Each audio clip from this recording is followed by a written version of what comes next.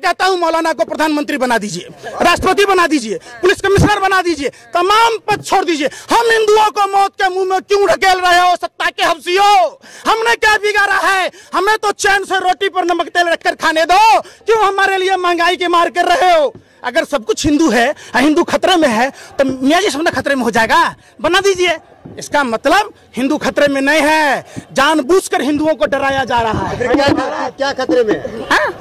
हिंदुस्तान का संविधान, हिंदुस्तान की आवाम, हम सब सभी जाति धर्म के लोगों को सीखना होगा। जाइए गुरुद्वारा में, अरे सुनो अखंड भारत, सुनो पहले बात, जाओ गुरुद्वारा में, धर्म क्या कहता है जाकर सीखो वहां कि मानव सेवा ही धर्म माना गया है। किस तरीके से लंगर की सेवा है, किस तरीके से वहाँ जोड़ा घर है, किस तरीके से बीमारों के लिए दवाई की व्यवस्था है, शिक्षा की व्यवस्था है। क्या हम हिंदू मुसलमान अपने अपने धर्म के लिए, अपने अपने धर्म के लोगों के लिए गुरुद्वारों जैसी व्यवस्था नहीं कर सकते? ये 8 साल से, अरे सुनो ना, हम आपको लगता है 8 साल से क्या मुजरा कर रहा है सब?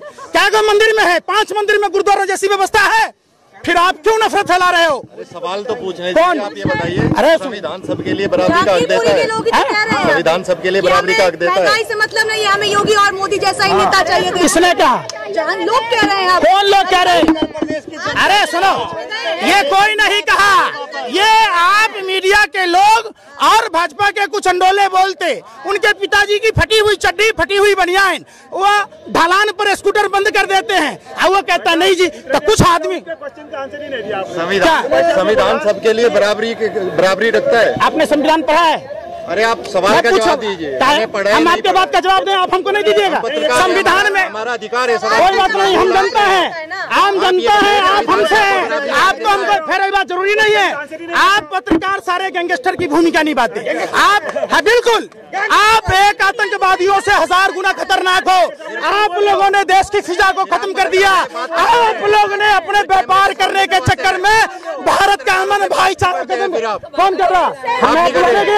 आप लोगों को चाहिए, आप लोगों को चाहिए, सुन लो, ऐसा बात नहीं है। आप पहुंच जाते, बात करेगा इंदौर की, पहुंच जाओगे इस्लामाबाद, आपसे बात हो कानपुर की, करनाल की, आप चलो जाओगे काबुल, कंधार। आप गैंगस्टर बता रहे हैं। बिल्कुल एक आतंक। अरे सुन लो, अरे सुन रहे, मौलाना साहब के मामले में आप क्या थे? कोरोना का जब WHO ने कहा उस समय आप लोग कहाँ थे? क्या 23 मार्च से? खबरदार, आप इस तरीके की सवाल नहीं कर सकते। इस देश की संपत्तियों में, सुनिए, अरे क्यों नहीं बोल सकते? आप चला दोगे? आप सुनो, अरे सुन लो मैडम जी, आप सुन लो पहले। आप कैमरा पीछे करो, आप भी करो। आप यूक्रेन चले जाते हो, आप यूक्रेन चले जाते हो, भारत में 2 वक्त की रोटी क्यों नहीं गए? कोडरमा क्यों नहीं गए? जो ढिबरा चुनने के लिए वहाँ के लोगों को फंसा दिया जाता है, 2 वक्त की रोटी नहीं खा पाता, फिर नहीं उठाया, आपने चलाया, आपने सवाल उठाया कि जब भगवान चित्रगुप्त को नमस्ते इंडिया फूड्स प्राइवेट लिमिटेड ने जो कर कहा, आप लोगों ने इस निंदा करने वाली कंपनी के खिलाफ कोई आवाज उठाई, कोई सवाल पूछा?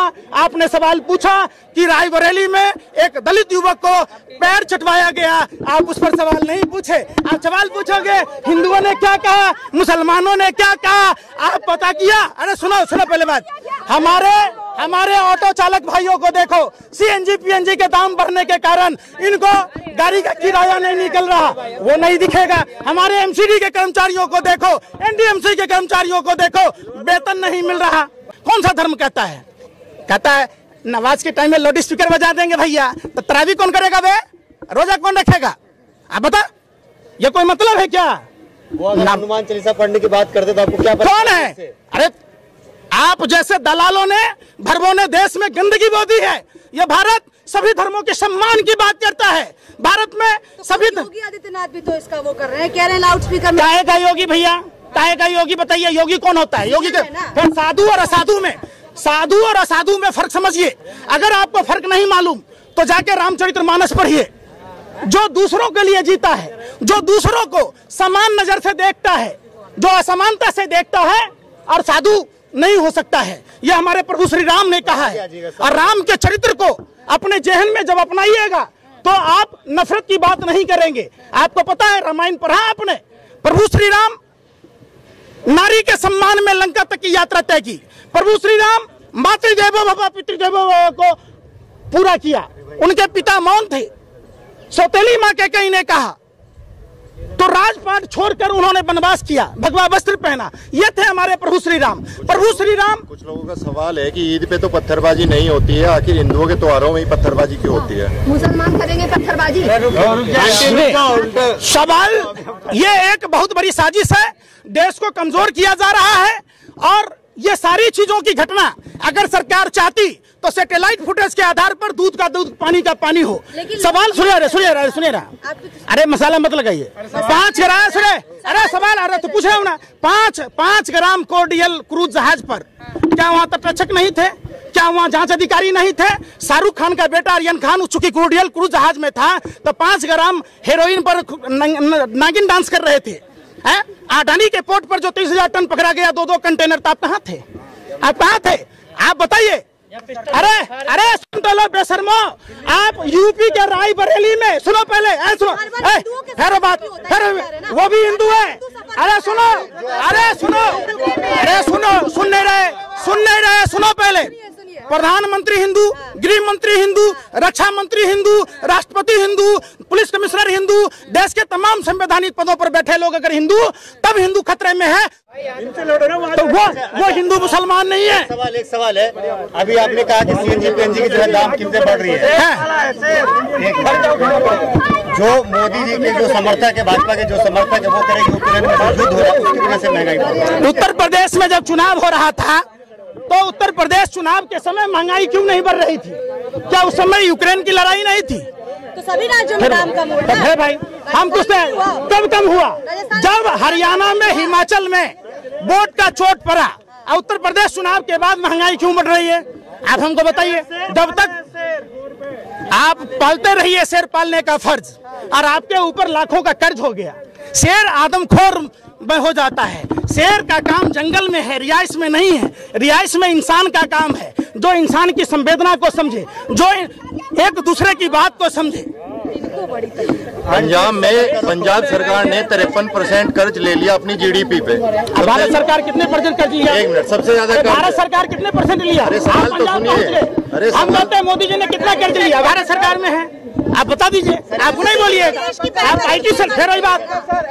देश की बेहतरी के लिए सरासर गलत है। इन लोगों को लगता है कि MCD में जो 14 साल रहते हुए जिन वाल्मीकि ऋषि ने हमारे रामायण लिखे, उन समाज के लोगों को जिनको परमानेंट करना था, उनको आज तक परमानेंट नहीं किया गया। जो जाड़ा में, गर्मी में, बरसात में गंदगी साफ करते हैं, बीमार होते हैं, उनका ESI कार्ड नहीं है। आप समझिए तो कैसा धर्म है? कैसे धर्म की बात कीजिएगा? जिस धर्म में पेड़ कैसे जिंदा होगा, इसलिए हम पीपर के पेड़ में जल डालते हैं। सुन तो ले, किसको मानते जिम्मेदार? जिम्मेदार किसके आदेश से शोभा यात्रा निकाली गई? शोभा यात्रा का परमिशन था तो प्रशासनिक अधिकारी निश्चित तौर पर, समझ लीजिए, निश्चित तौर पर चाहे वो हिंदू हो या मुसलमान हो, एक तरफा कार्रवाई नहीं होनी चाहिए। दोनों पक्षों पर कार्रवाई होनी चाहिए। CCTV फुटेज के आधार पर ये खंगाले जाने चाहिए, क्योंकि CCTV का फुटेज असली चीजों को दिखाएगा। इंतजार कीजिए और सरकार से मांग कीजिए, गृह मंत्री से मांग कीजिए कि CCTV फुटेज के आधार पर। अभी आपका ये प्रश्न ही नहीं है, ये चुनाव आयोग की गलती है। चुनाव आयोग पहले यह तय करे कि क्यों क्रिमिनलों को टिकट चुनाव प्रक्रिया में भाग लेने दिया जाता है।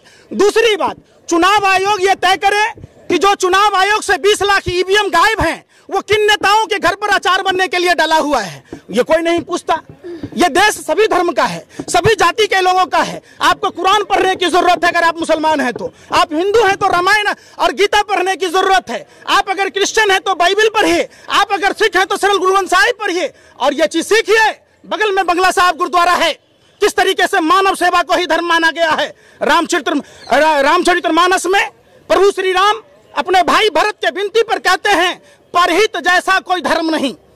परहित को धर्म मानते हुए भगवान सूर्यदेव अपने दिव्य ज्योति से आलोकित करते हैं। वायु सांस देती है, ये पेड़ जो वायु देती है जिससे आप जीवित रहते हैं। चंद्रमा शीतलता प्रदान करती है, पानी जीवन जीने की कला सिखाती है।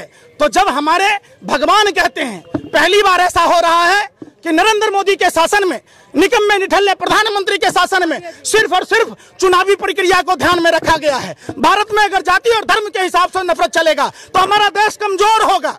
हमारे देश को अगर मजबूत करना है तो भारत के सभी जाति और सभी धर्म के लोगों को एक होकर लड़ना होगा। इन जो गोरे अंग्रेजों की दलाली करने वाली शक्तियां हैं, देश में नफरत की कोई जगह नहीं है। भूख सबको लगती है, प्यास सबको लगता है, सबके लिए स्कूल चाहिए, सबके लिए अस्पताल चाहिए। आप बताइए, धार्मिक जुलूसों में हथियारों का क्या काम है? कौन लोग हैं? अमित शाह ने तो अब जांच की कहा ही है ना कि जिसने ये दंगे भड़काए हैं उसके लिए सख्त से सख्त कार्रवाई होनी चाहिए। जांच की तो उन्होंने बात कह ही दी है। अब अमित शाह का बेटा बीसीसीआई का सेक्रेटरी बनेगा, हमारा बेटा धार्मिक झंडा ढोएगा? आप पूछे, आप किस आधार पर बना भैया? किस आधार पर? समझिए, देश की जनता को समझना होगा। सभी जाति सभी धर्म के लोगों को इकट्ठा होना होगा। हम धर्म के लिए नहीं, धर्म हमारे लिए है। हम धर्म के लिए पैदा नहीं लिए हैं, धर्म हमारे लिए है। धर्म एक सभ्यता है, संस्कृति है, जीवन जीने की कला सिखाती है।